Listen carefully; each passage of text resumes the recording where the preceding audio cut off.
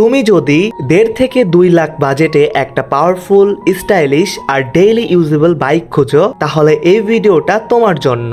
আজকে আমরা দেখাবো বাজেটের সেরা 3টা best bike. Number 1, Suzuki Gixxer monotone. Number 2, TVS Apache RTR 160 4V।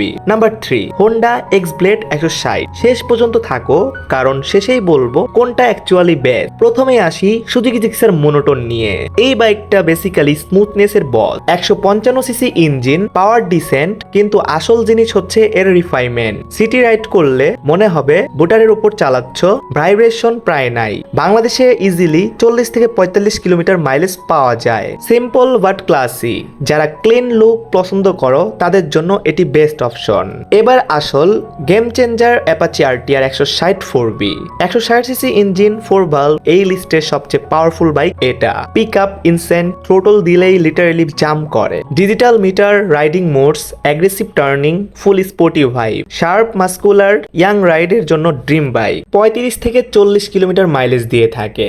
Long রাইডে একটু ভাইব্রেশন ফিল হতে পারে। শর্ট কথায় স্পিড প্লাস পারফরমেন্স চাইলে এই বাইকটি বেস্ট হবে। এবার আসি হোন্ডা এক্সব্লেড 160। এটা হচ্ছে রিলায়েবিলিটির বস। 160 সিসি সুপার রিলায়েবল। হোন্ডা মানেই টেনশন ফ্রি। লং রাইডের জন্য কমফোর্টেবল সিট, সাসপেনশন। মাইলেজ প্রায় 45 কিলোমিটার পর্যন্ত দিতে পারে। পারফরমেন্স অ্যাপাচির মতো অ্যাগ্রেসিভ না, মানে টেনশন ফ্রি চাইলে এক্সব্লেড বেস্ট অপশন। এখন প্রশ্ন, কোনটা নেবে? Smooth ride and daily comfort Suzuki Gixxer, speed plus power Apache RTR 160 4V, mileage ও রিলায়েবিলিটি হোন্ডা এক্সব্লেড। বাট যদি একটাই বেছে নিতে বলো, তাহলে অলরাউন্ডার হিসাবে অ্যাপাচি আরটিআর 160 4V একটু এগিয়ে। তুমি কোনটা নিবে কমেন্টে জানাও। আর এমন অনেস্ট রিভিউ চাইলে ফলো করো। সো আজই পর্যন্তই, দেখাবে নেক্সট কোনো ভিডিওতে। সেই পর্যন্ত সকালে থাকবেন, সুস্থ থাকবেন, নিজের পাশে খেয়াল রাখবে। আল্লাহ হাফেজ গাইস।